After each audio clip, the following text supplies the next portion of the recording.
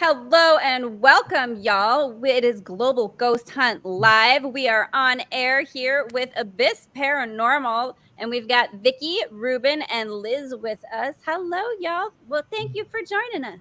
Hi. Thanks for having us.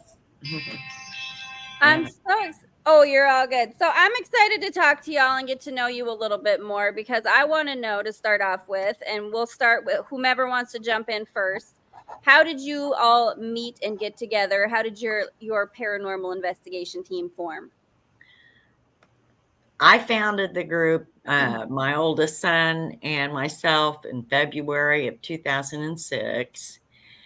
And then it was like the end of 2007, I believe it was, Liz and Ruben joined. And Liz can tell you how she found out about the group. Oh, is there a fun story here? I mean, I don't know if I would call it fun, but it was kind of ironic and funny. Well, that's good enough to be fun. So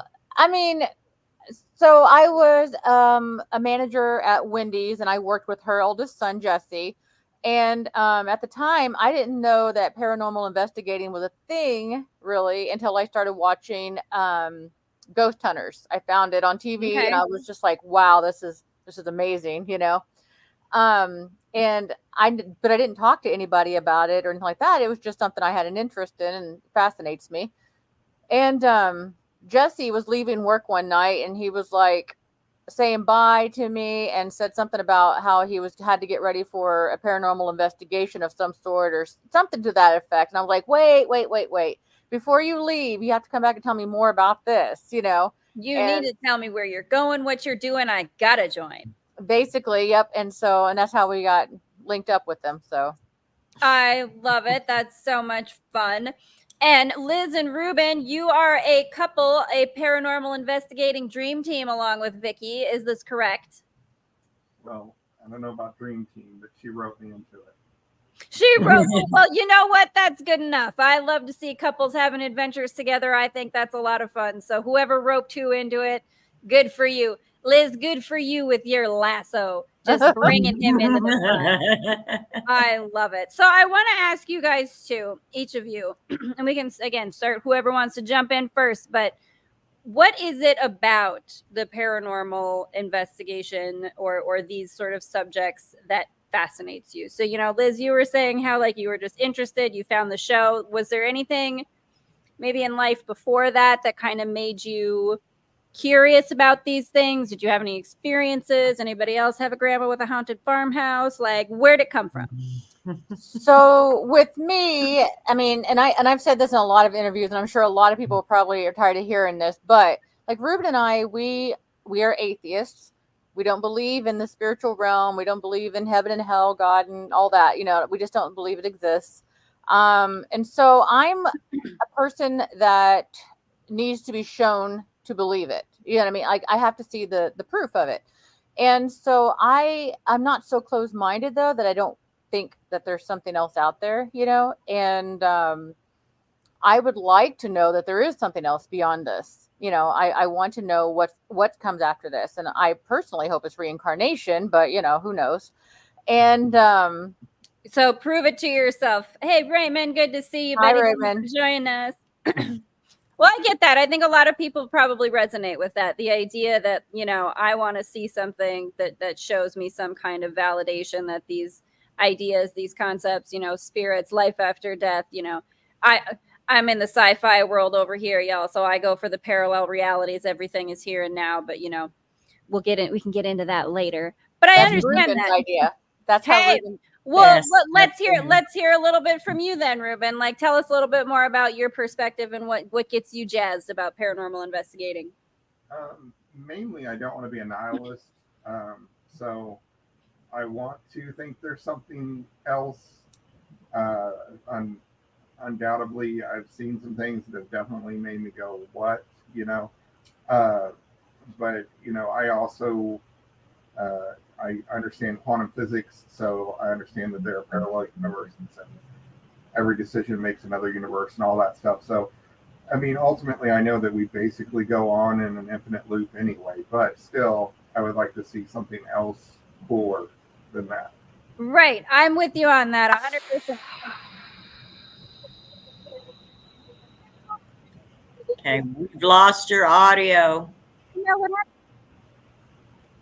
What? Talk amongst yourselves. We I hear that. heard that. It was a little broken up, but That's weird. there you go. Okay, There you are. Okay, Yeah, we well, can hear you. I don't know what kind of ghosty situation. Maybe one of the spirits just popped in here and like messed up with my technology just a little bit. I wouldn't be surprised. Like, I kind of heard some static and stuff. It sounded like you know, my dad may very well be here just popping on to hang out because he kind of likes to do that. So, like, hey, Dad, what's up? Can you not mess with my microphone though? I'm supposed to be hosting, so hello. But Vicky, how about you then? What's your take on all of the paranormal realm? What brings you to it? What are you looking for? Geez, there's always been something in my life. Started when I was young, and of course, you hear it from. And once again, like Liz said, probably you hear, you know, I was seeing things, hearing things. Wasn't necessarily head on and long conversations, that type of thing. Real young, and I didn't realize that everybody else wasn't either until I got about 5, 6, and then I started realizing that it didn't. And then I turned around, and about 7, somewhere in there, I started realizing that I was dreaming things that was coming true. Ooh, that's kind of fun. And it wasn't anything prophetic like, you know, 9/11 or anything like that. It was kid stuff. Dreaming of arguments that down the road would end up happening with kids. Things so still a little bit premonitory, but maybe just in your own bubble. Right. And my mom realized it when I was 8, and she said, you need to go talk to your grandma, her mom, who was Quaker. Okay. And I went and talked to her, and she informed me that I was a dreamer. That it was a family thing, that she was. She said my mom wasn't. But when my mom passed away in 2008, I found a bunch of writings where she was. She just wouldn't acknowledge it. She didn't wouldn't admit to it. Yes, she did Well, not. but that's really an interesting thing, isn't it? So, like, not that it's a skips a generation situation, right? But that, like, certain Right. generations or certain people She are just just not didn't comfortable. want to deal with it. Yeah. I mean, I was born in 60, so it was in 68 when I was told this, and I was warned by both my grandma and my mom, if you think you need to talk to somebody about a dream you had, come and talk to us. So this was sort of a like keep it to yourself situation. Right, because back then, people thought she was crazy and made Yeah. fun of you. And she said, but don't you let anybody tell you that, it's of the devil, that you were bad. She said, what you have is a gift. And she informed me I was special. So I left there with an 8-year-old attitude of, hey, I'm special. Well, there's nothing wrong with that. I think we need to give more 8-year-olds attitudes of they're special, and maybe they'd grow up into being more fun adults in this world, right? Well, and they wouldn't be so confused if they were, in fact, seeing the things that I was seeing and experiencing the things that I were. So can you give us maybe an example of something? Because it's something that I find really interesting because I'm a really vivid dreamer myself, and it's something I talk about on my other podcasts a lot. And it's fascinating to me, like the other information essentially that you're tapping into, like Ruben, if you want to think like alternate universe. I can tell you how my mom picked up on it. Every year on Mother's Day, I would buy a bunch of petunia flowers, and her and I would put them out, and we did different flower beds in the yard. She came to me, and she had bought a big wooden wishing well. She filled it with dirt, and she was going to make a flower bed out of it, plant flowers in it. And she said, so you can choose. Either you can plant your flowers in the wishing well, or you can plant under this tree. I want to make a flower bed around the trunk of this tree. And I told her, well, let me think on it. And I don't know, a night or two later, I dreamed I was burying my cat under the tree. And I was going to school the next morning after the dream, and she said, did you decide? And I said, I'm have to do the wishing well because I have to bury Snowball under the tree. And she looked at me because Snowball wasn't dead. Yeah. So wait, excuse me, what? Yeah. Right. And I went on to school, and my great uncle came in from Illinois, and as he pulled in the driveway, the cat ran in front of him, and he couldn't get stopped, and he ran over her. And this was about an hour before I came home from school. Wow. And my mom he was crying. When I got off the bus, him and her was sitting on the front porch, and he was crying because he had ran over my cat. And Mom said, I already had him bury her. We buried her underneath the tree. And then when my uncle went home, he told me that's when my mom told me, you need to go talk to your grandma. That's really super interesting. And that's the kind of thing that is so, and maybe Liz and Ruben, tell me your perspective on this, because, Ruben, from the multiverse perspective, right? You're tapping into just another timeline that you haven't experienced yet as your physical self, right? But from the standpoint of what you guys have researched or looked into, or your belief systems, right? Or your perceptions, what are the ways that you look at something like that, where you have that kind of premonitory dream that would happen? And because it's not something that, obviously is, we can talk about these things more now than we used to, but there's a lot more, content out there, whether it's TV shows or what have you, where people are openly talking about these things, so what are your perspectives on some of these, and have you ever had experiences yourself when it comes to dreams? I'm not a sensitive in any form. Like, I walk into houses that we've actually caught stuff on, and I don't feel anything. But my perspective on her dreams is maybe that, okay, so there's a recent study that there's 11 dimensions in our universe. And maybe if she's dreaming and she has the ability to step into a fourth dimension, she could actually see something that's going to happen in the future. I mean, that would be my guess at that.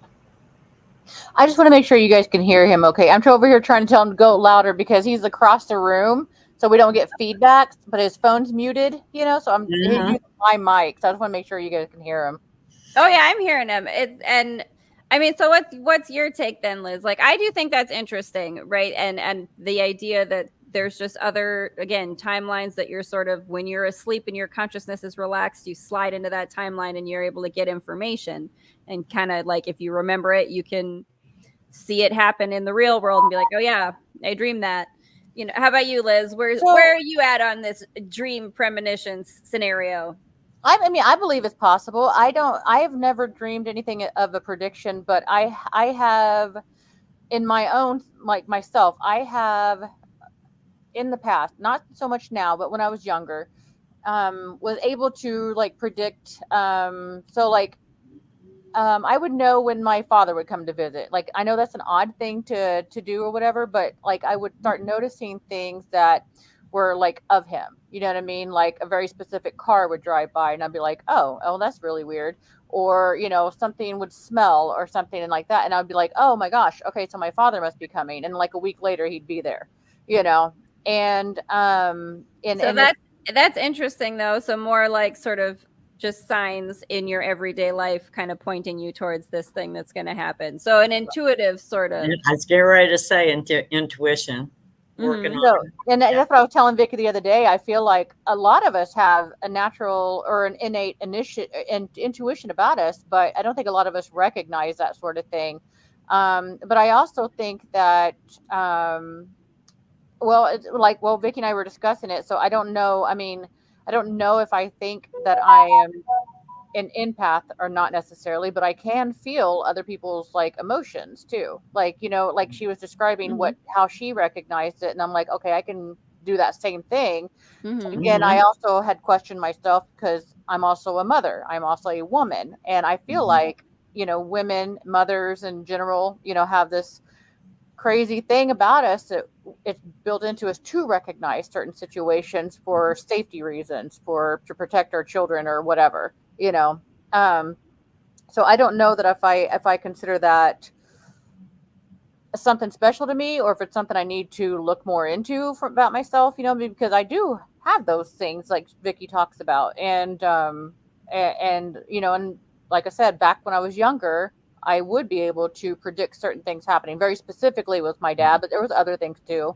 I don't know how I did it. I just did, but as I've gotten older, I think I've just lost something. Well, I think that happens, I think, just as we get older and society tells you, I'm sure, Vicky, you could probably speak to this, the idea that, again, don't tell people about this, talk to your mom and your grandma about it, but it being an idea of it's somehow abnormal, it's somehow something that is frowned upon, it makes people uncomfortable, don't talk about it.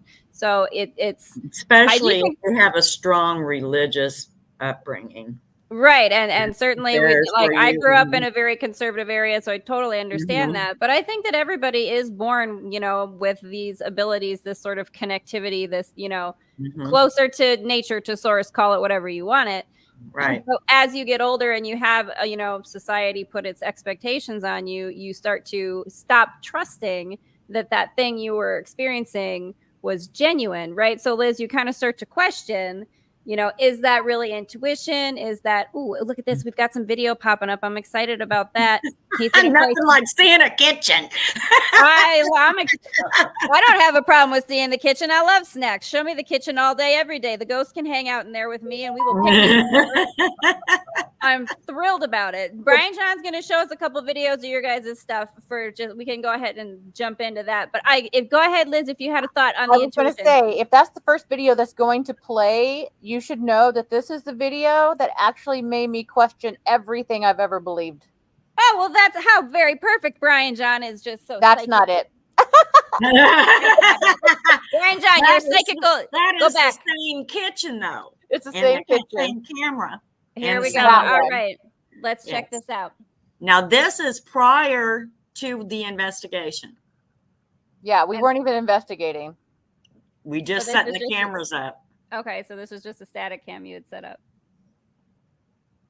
And Can you tell us the location? Are we listening? No, you won't miss it. Oh, You'll see it. you won't miss it. Well, now that's exciting. That gets me kind of jazzed. Oh, what was that? Go back, do that again. Oh, what? Hi there. Oh, let me tell you what, shadow people are some of my favorite things in the whole wide multiverse. Oh, that's exciting. It changes its form too. It moves kind of fast. Whoa, look at that. See, yeah, you slow it down and you can see it changes its form even. Oh, that's exciting. You should have heard me when I found it. Yes, she called me in the middle of the night. Vicky! I would have too. That's exciting. I got to talk to you right here, right now about it. Okay, so tell me about this. Tell me about this location. Tell me what we got going on here. You do it, Liz. You found it. You go for it. I mean, so it was in West Plains. It's one of my favorite investigations we have ever done because it is the one investigation that actually made me go, okay, so everything I've ever thought obviously wasn't necessarily true, is. Love it. West Plains, Missouri. Just in case it out there. Yeah. Hey, from Manchester, England. What's up, Virgil? Thanks for joining us.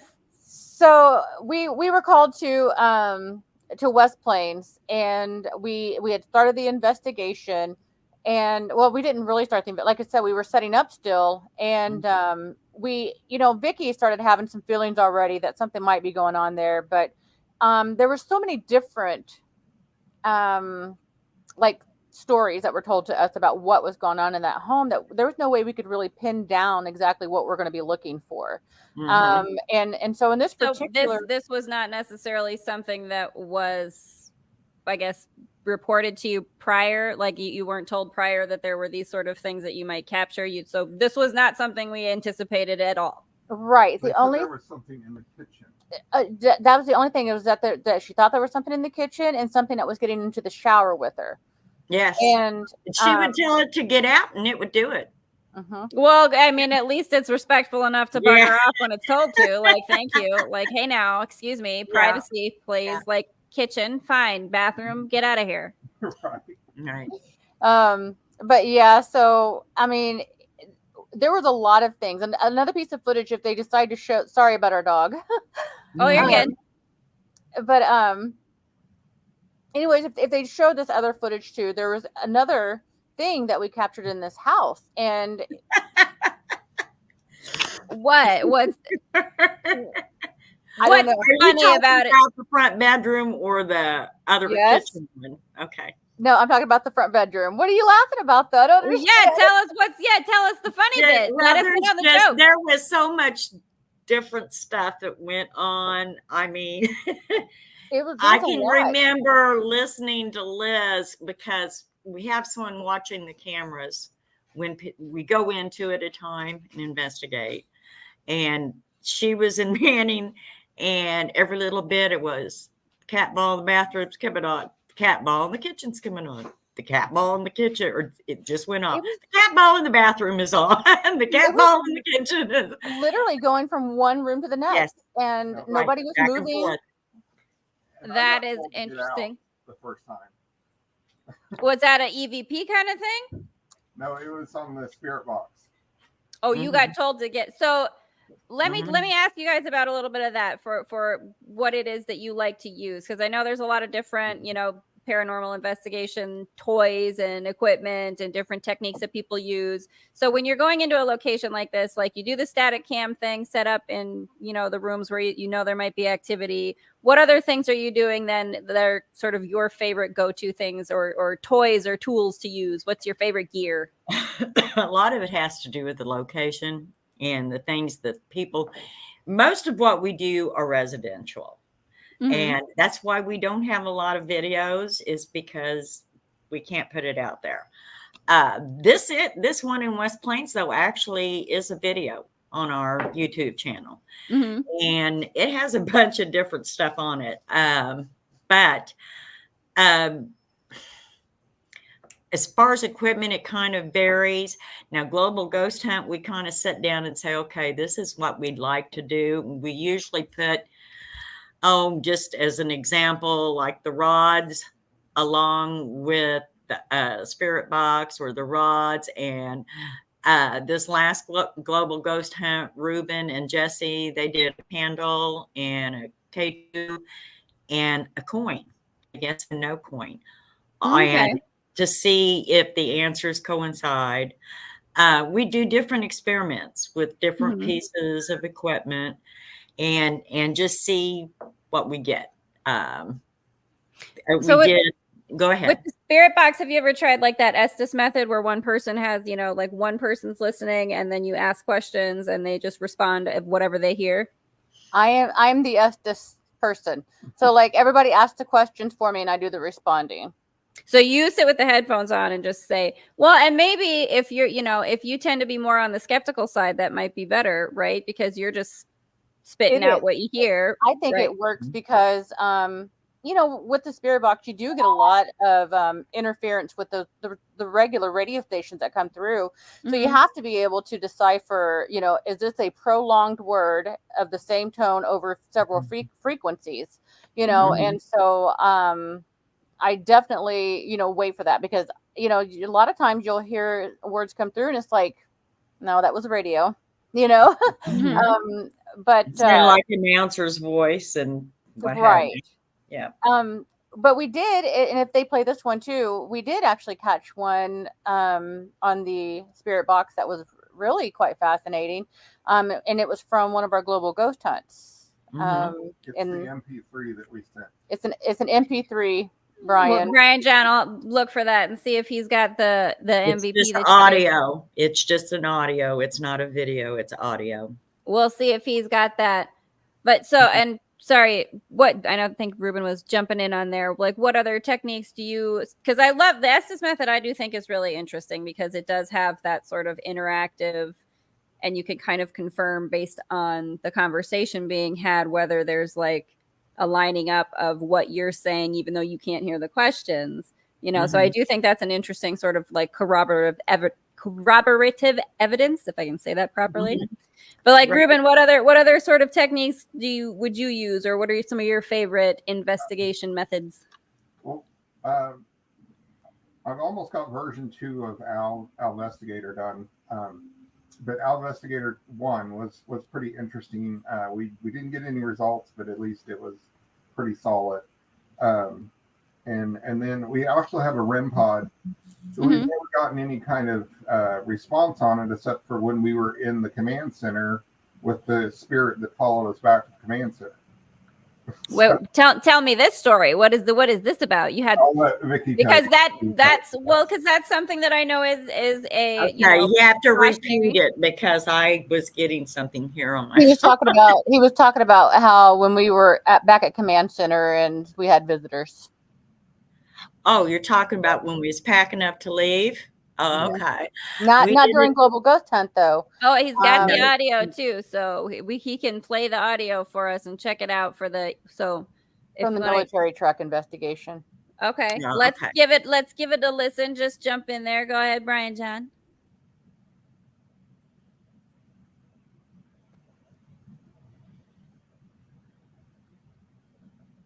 What do we got? For he's going to play audio with my fun video. It's just audio is all it is. Nope, that's a video. Oh, he's showing. Brian, he said it's called soldier.mp3.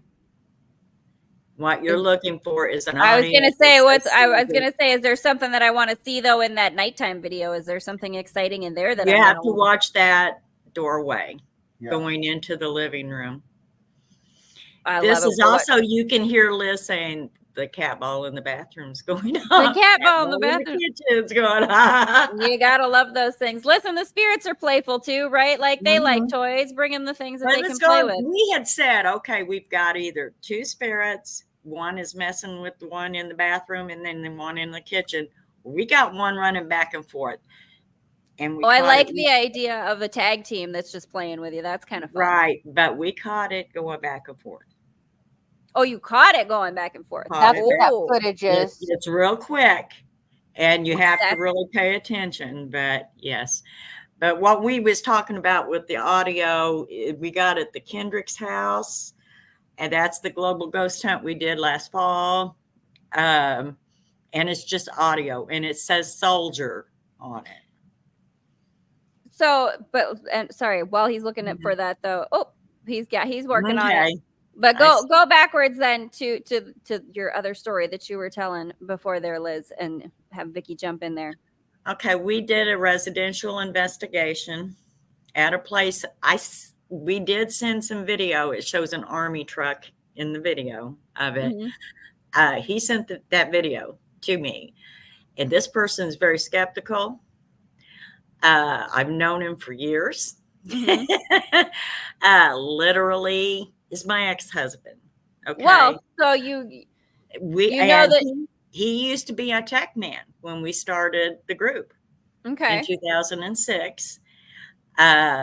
We are still very close. We get along better now that we're divorced than we did. Sometimes, listen, that's sometimes how it goes. Sometimes it's just better that way. This is his workshop, and he had cameras in the shop for a long time, and he made some changes in the shop.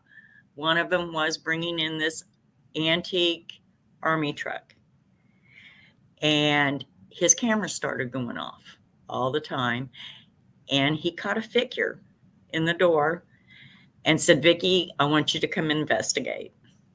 And I was like, all right. Hey, I love it. So at the end of this investigation, which I had a very strong conversation with a spirit in the shop. As I was closing it down, it was the last part of the investigation. I asked him if he got lonely in the garage, and he said yes. I invited him to come to where we were. We were in another building, and I just said, we're going to get ready and going to start packing up and to leave, but won't you come in? And we had our equipment sitting on the tables, and I don't know, we'd been in there, Ruben, 5-10 minutes maybe. And all of a sudden the equipment started going off. The K2 meter went off. His REM pod, Ruben, by the way, builds equipment. He built our REM pods, and he was talking about Al Investigator. He's made it's an alligator. And he has made it into different things, and he's even advanced it. I love this. This is so you and need while to start it is working, it's feeding information into the computer at the same time. It's recording data for us. Right. It's recording all the data for us as it works. But that's interesting. You have to tell me more about that. The REM pod, do you have it there, Ruben, or is it at the shop? At the shop. It's all up at the shop. I've got everything up. Okay. Well, I was going to say, pull it out, show her to her. I was going to say, like, this sounds interesting. That sounds like something you need to build for other paranormal investigation teams. Start your own little side business, like making those things. Here we go. All right. I think he's got the audio here. All right.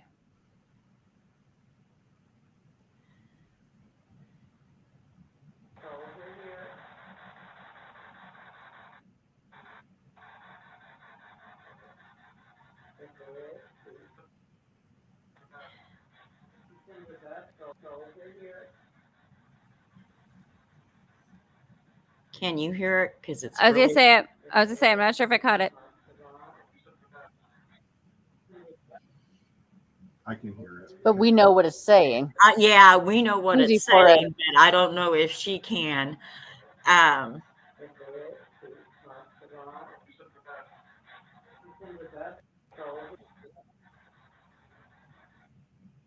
What are you hearing? Well, I asked him. We heard it at the time. I was going to say, I was going to say, I can just point at you when it happens. Listen.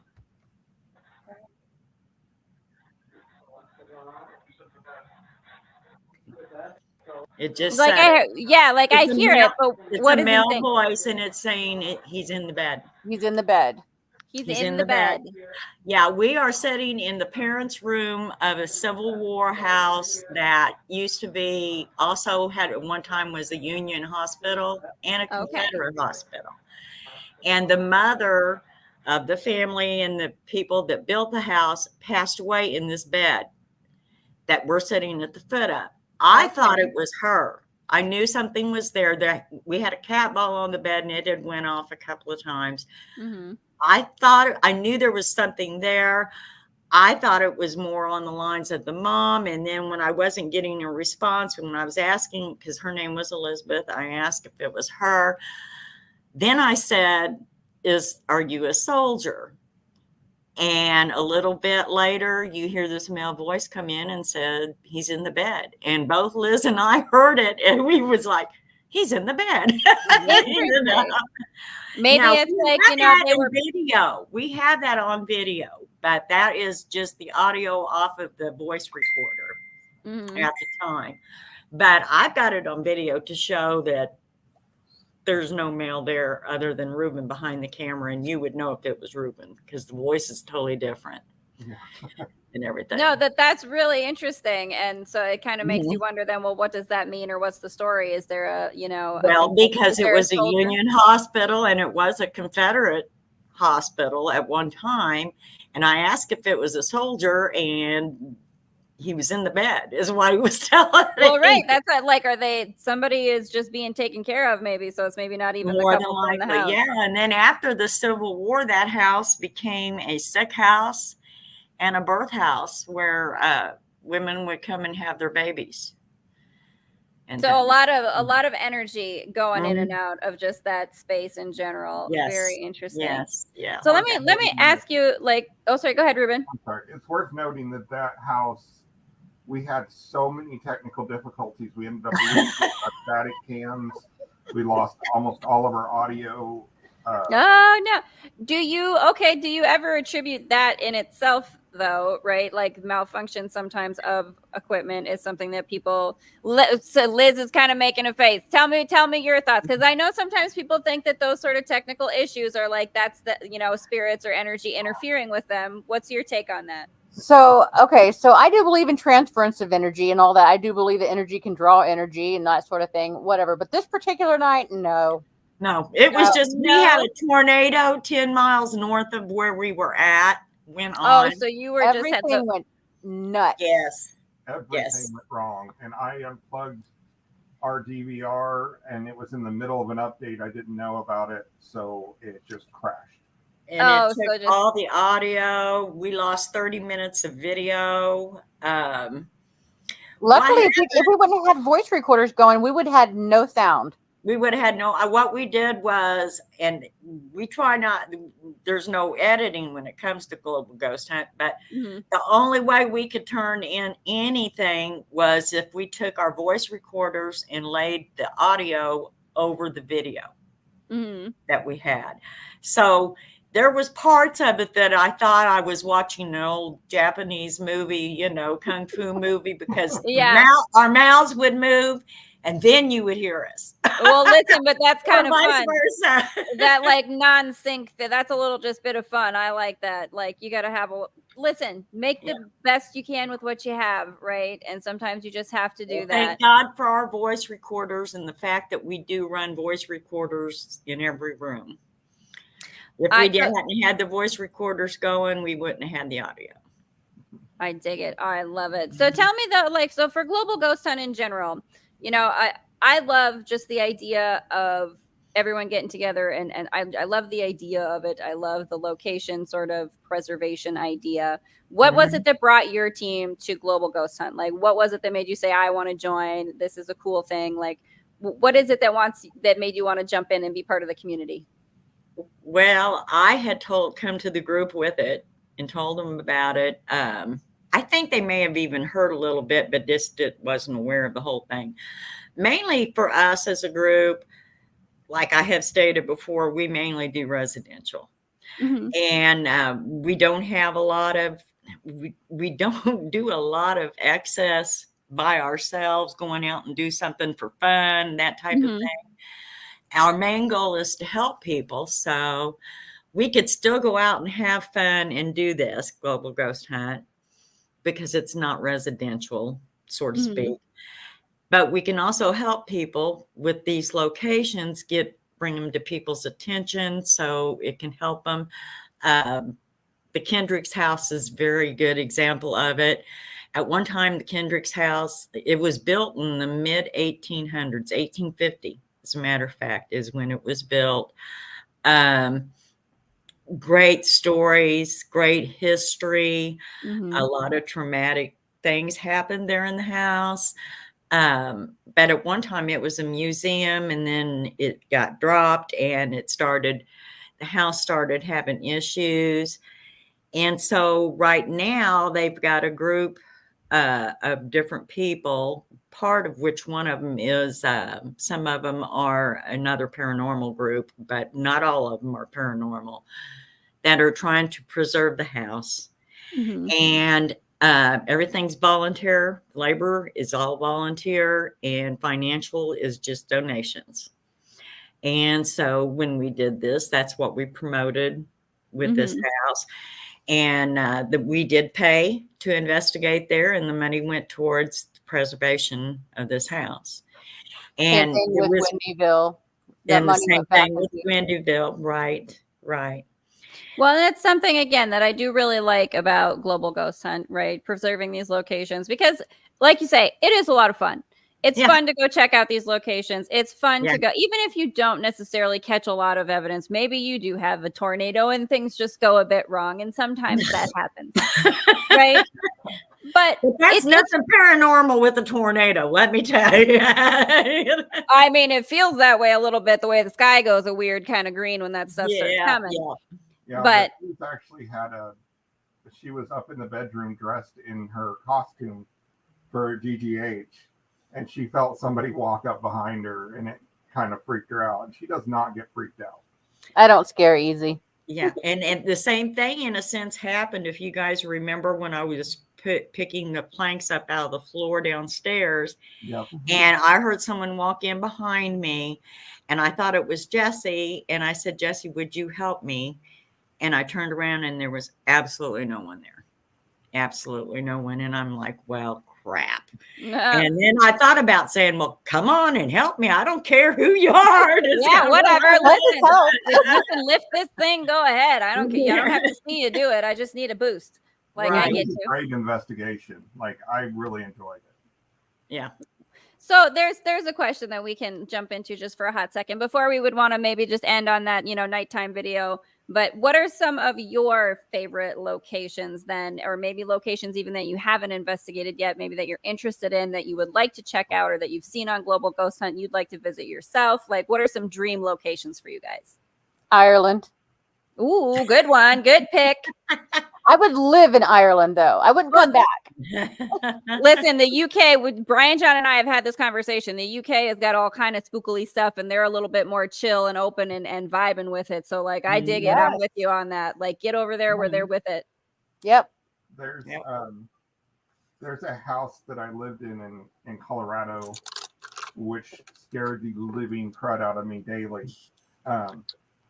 That I would like to go back and investigate. But yet he doesn't believe. That's what I figure out. How can you sit there and say you lived in a haunted house and then turn around and go, there's no such thing? I can try to rationalize. It's one of those things, like, the weirdest thing that happened was my friend came over to stay the night, and there was a room that I wouldn't go in because it just felt like it wasn't my room. And I was like, well, you can sleep in there, but I wouldn't do it. It was also boarded up. That should be noted. Like, the windows were all boarded up when he moved in. So the middle of the night, I hear screaming, a female screaming, and I jumped up and I ran into the room, and I said to him, I was like, what is going on in here? Is it just you? And he's like, yeah, it's just me, but I've got a horrible headache. And so he came out, and I was like, stay out of that room. Like, I don't want to be woke up like that again. And when I moved out, I did a little research, and I found out that a woman had been murdered in there by her estranged husband. She'd been stabbed 43 times. He broke into the windows. And that's why the windows were boarded up. And that. And yet you don't believe. You heard the sounds, and wow, okay. That's fine. Listen, you know what? We humans are good at rationalizing, and you go ahead and use that superpower all you need to. I'm a skeptic. I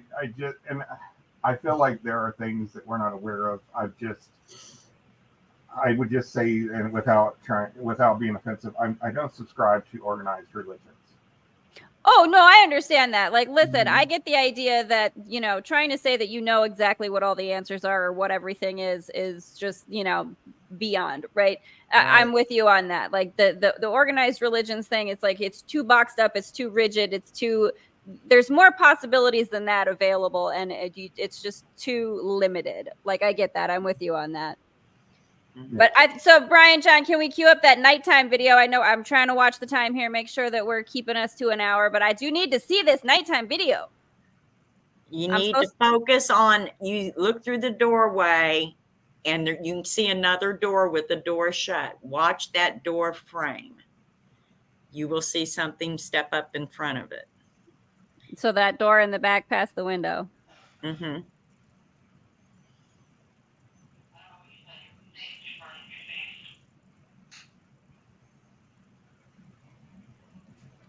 That's us on the radio, just so you know. So are you guys in that room that's back there? No, we're outside in a shed. So that's just your voices on a radio. Yes, that's Liz saying the cat ball is going off in the back. There we go. See the cat ball. So Ruben and Vicky are actually in the front bedroom at this time. Mm-hmm. Okay. There's a cat ball in the bathroom and a cat ball in the kitchen. And I'm there telling you go. It just off. stepped. It's right there, and you can't see the door frame anymore on that door on that far wall. Oh, go back. Now there it went. It moved. It stepped back. Oh, go back. And now the cat ball went off. It's gray. It's light gray. Oh. You'll see it. It'll step in front of that door trim. I keep reaching up like you guys are going to see where my finger's pointing. Right there. Oh, there it is. There it is. It stepped in front of the frame. It's in front of the frame. So a little bit similar to what we saw earlier, sort of like shadow figure-esque, I guess you would say. Right. And then it goes back. When it goes to the left, that's going towards the bathroom. That's where the bathroom is. Okay. Yes. So it's going back and forth and activating the cat balls. Well, listen, now you're just catching a spirit that's having a good fun playtime with you. Like, oh yeah, he's having fun with us. Screwing with us. That's all you're doing. Yeah, absolutely. I wouldn't you if you were the teddy bear. It and the teddy bear, which Liz knows what I'm talking about there. The teddy bear there at the house. You have one of those teddy bears that lights up or talks when you. No, but the EMF off of it, you'd think it should. I took and pounded on that thing, twisted it. I just knew that he had a camera or a recorder in it somewhere because the K2 would just react unreal to it. Okay, that's interesting. Yeah. Now there's a video, Brian, of me, and I'm working the rod sitting on the edge of a bed in the front bedroom of this house. And something steps in front of the camera and blocks completely half of the picture frame out. And it's solid black. That one, Haleigh, black. That is super interesting. So, I mean, again, this is one of the rabbit holes that's actually one of my favorite. We'll give him a second. But that is one of my favorites is like the shadow people rabbit holes, right? And so talk to me a little bit about any experiences that any of you might have had with this. Like, so you've got this footage, but the kind of shadow figure phenomena in general, because sometimes, and Liz, and everybody will kind of be with me on this. Sometimes I think I've seen things, right? But then you're like, did I just see that? Or did I think I see it because I wanted to see it? Where are we at there?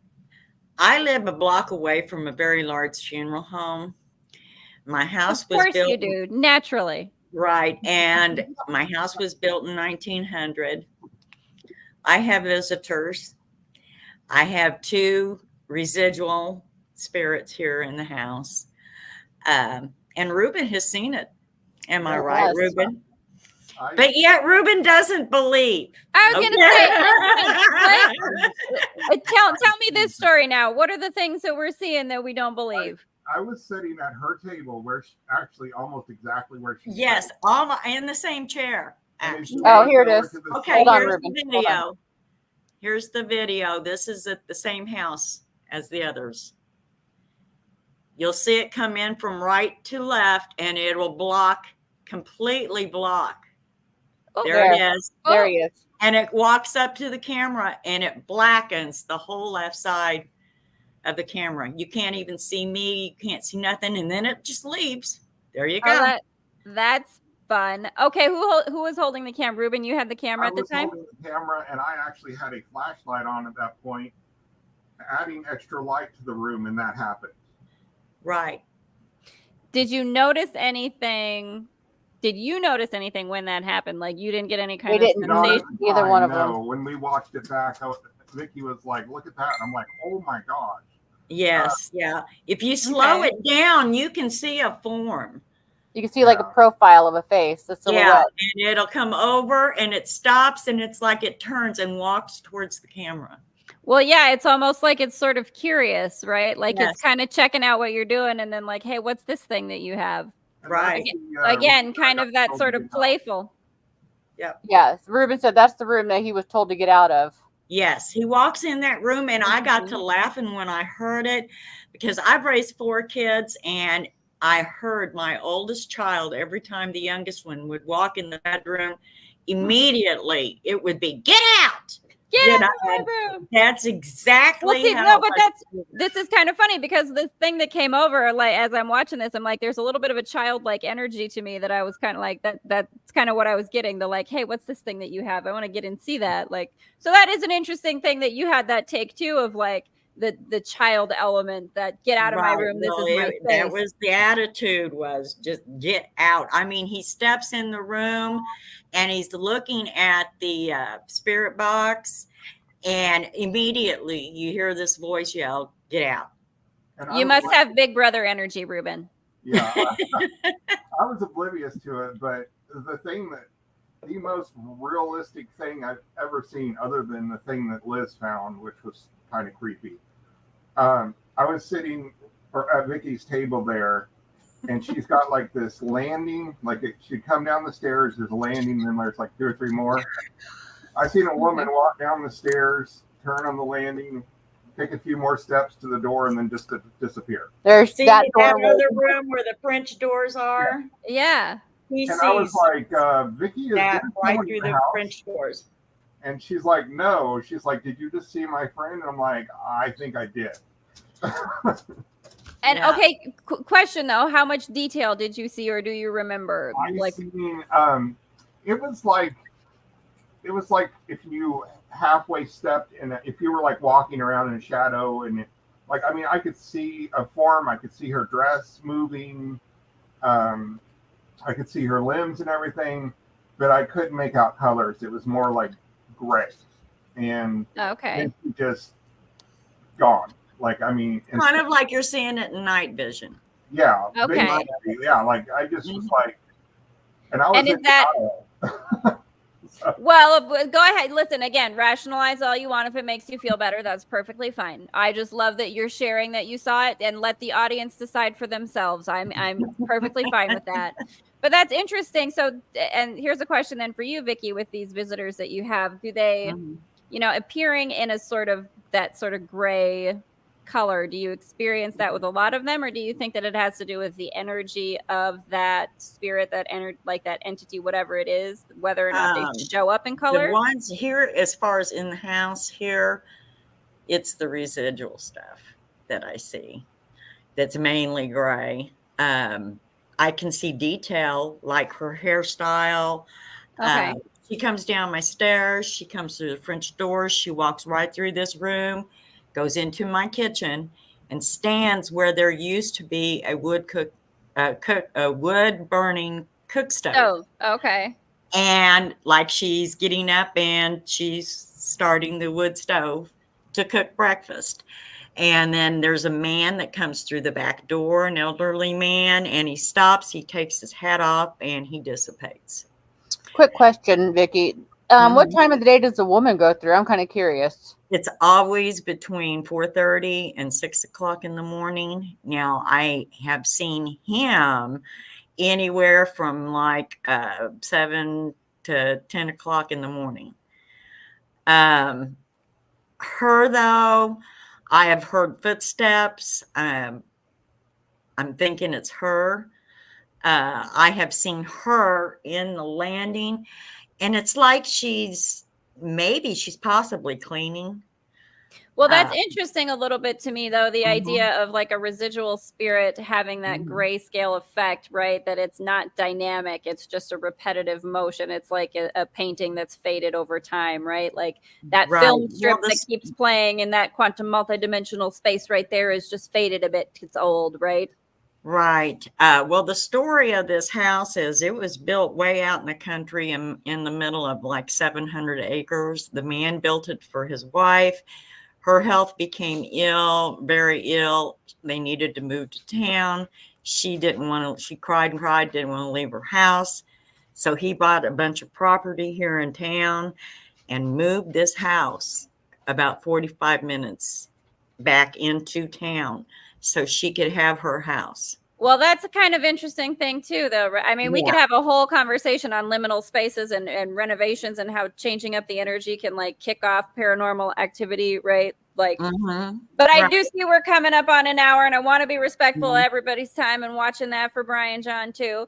So, listen, I have loved talking to y'all. This has been so much fun. I love that footage. I'm gonna want to watch that footage again because Now, just so much everything fun. you've seen and you heard, well, I don't know. We don't have the Kendricks on there yet, do we, guys? We don't have I don't have it the on YouTube. mass either. Yeah, let everybody know where to come find you on the YouTube. Just our YouTube under Abyss Paranormal. And then you do have your Facebook page. Oh, yes, we have Facebook. We saw you join today. Yes, I did. I jumped in on there because I wanted to check it out. I love it. I dig it. And also want to make sure everybody start making shorts and start putting them on too of different things. We're going to do evidential shorts and put them on videos. So in a TikTok. Yep. I like it. Very cool. Well, thank you so much for joining us. And like I said, everybody go check out globalghosthunt.com if you want to register and join awesome, fun people like Vicky, Liz, and Ruben from Abyss Paranormal and have your own paranormal investigation that you can have live with all the rest of us playtime funsies. Get on globalghosthunt.com. And thank you so much, everyone, for joining us. Thank you, Vicky, Ruben, and Liz. This has been You're welcome. Thank you for having us on. Yes. I appreciate it. We will talk to you guys another time, I'm sure. Thank you. Thank you. And everyone for joining. Thank you. And Brian John in the background there. I appreciate all of your help too. Yes, thank you.